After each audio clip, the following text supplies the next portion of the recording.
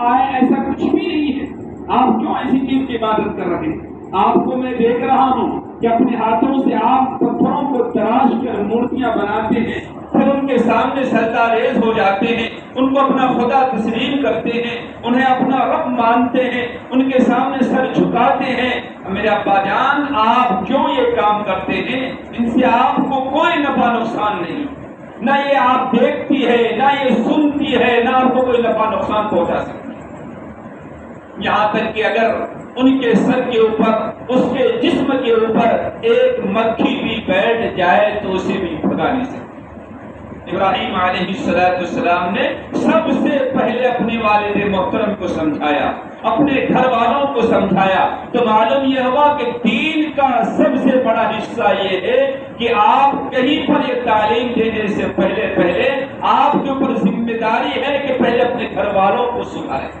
اس لیے قرآن کریم کے اندر اللہ تبارک و تعالی نے ارشاد فرمایا، یا ایھا الذین آمنوا قوا انفسکم واہلیکم نارا، اے ایمان والو اپنے آپ کو، اپنے گھر والوں کو جہنم کی آگ سے بچو.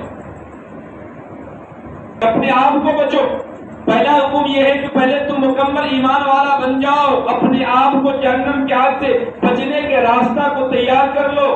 سوچ لو کہ میں یہ راستہ کو نہیں چلوں گا، غلط راستے کی طرف نہیں جاؤں گا. ان چیزوں کو اپنے آپ کو مضبوطی سے تھام لو. ان کا اس کے بعد دوسرا حکم یہ ہے کہ اپنے گھر والوں کو جہنم کی آگ سے بچو. پہلا حکم یہ ہے کہ تم پہلے خود شریعت کے پابند بن جاؤ، اللہ ان کے رسول کے احکامات کو اپنی زندگی میں اتار لو، اللہ ان کے رسول کے احکامات کے مطابق زندگی گزارنے کی کوشش کرو. پہلا حکم یہ ہے. اور دوسرا حکم یہ ہے کہ جب تم مکمل طور پر دین کے تابعدار بن جاؤ، دین پر مکمل چلنے والا بن جاؤ، تو دوسرا حکم یہ ہے کہ اپنے گھر والوں کو سمجھانے کی کوشش. اپنے گھر والوں کو لے کر کے آؤ، اپنے گھر والوں کو دین میں داخل کرو، اپنے گھر والوں کو شریعت کے مطابق زندگی گزارنے کی طریقہ بتاؤ، ڈھنگ بتاؤ، سلیقہ بتاؤ. جب یہ ہو جائے تو پھر آگے کہا واہلیکم، اور آگے کی بات. تو اسی طریقے سے ابراہیم علیہ السلام کو جو پہلا حکم ملا تھا کہ پہلے تم اپنے گھر میں جا کر کے میری وحدانیت کو بیان کرو. اللہ رب العزت کی وحدانیت کو حضرت ابراہیم علیہ السلام نے پہلے جا کر اپنے گھر میں بیان کیا. ان کے بعد پھر نمرود کے دربار میں جا کر کے علی اعلان حضرت ابراہیم علیہ السلام نے اللہ کی وحدانیت کو بیان کیا. اور نمرود کے دربار میں جب علی اعلان اللہ کی وحدانیت کو بیان کیا گیا تو اس کے بعد نمرود اس وقت کا بادشاہ. حضرت ابراہیم علیہ السلام کے بہت مشہور واقعہ ہے کہ آپ کو آگ میں ڈالا گیا، آگ آپ کے لیے پھولوں کا باغ بن گیا.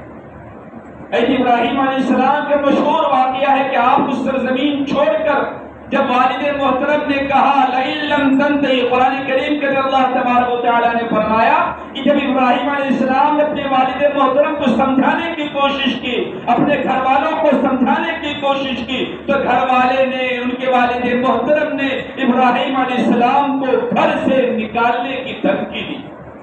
اور ابراہیم علیہ السلام کو کہا لئن لم تنتہی لارجمنک وہجرنی ملیہ، جسے قرآن نے فرمایا ہے کیا کہ ابراہیم اگر تم نے میری بات کو نہیں سنا، اپنی اس حرکت سے باز نہیں آیا، تو پھر میں تمہیں کیا کروں گا؟ گھر سے باہر کر دوں گا اور پتھر سے مار مار کر تمہیں ہلاک کر دوں گا. قرآن کریم کی یہ آیت حضرت ابراہیم علیہ نبینا علیہ السلام کے زمانے کا واقعہ، اور آج سمجھا رہی، بتا رہی ہے کہ حق بات کو لے کر آپ جائیں گے، دینی تعلیم کو لے کر کے آپ جائیں گے، حق بات آپ کہیں گے تو لوگ آپ کا دشمن ہو جائیں گے.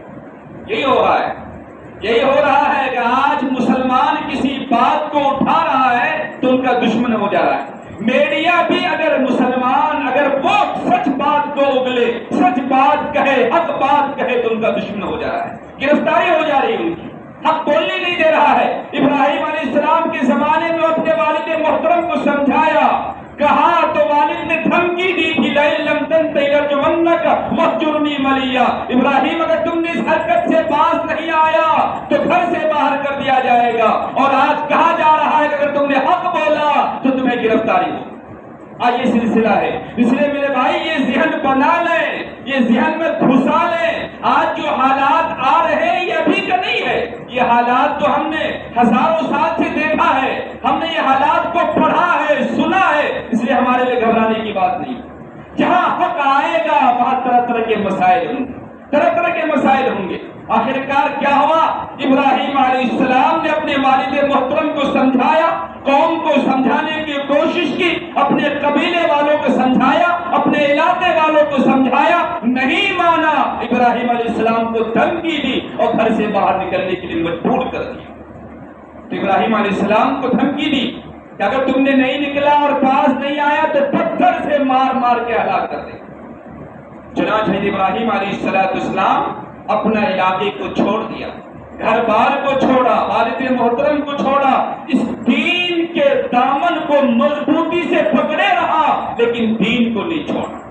سبق یہ ہے کہ حالات کیسے بھی آ جائیں ہم اپنے دین پہ مضبوطی کے ساتھ تھامے رہیں. مسائل جتنے بھی آ جائیں, مشکلات جتنے بھی آ جائیں, لیکن دین کے دامن کو نہ چھوڑیں, دین سے پھرے نہیں. یہ ہمارے لیے ضروری ہے.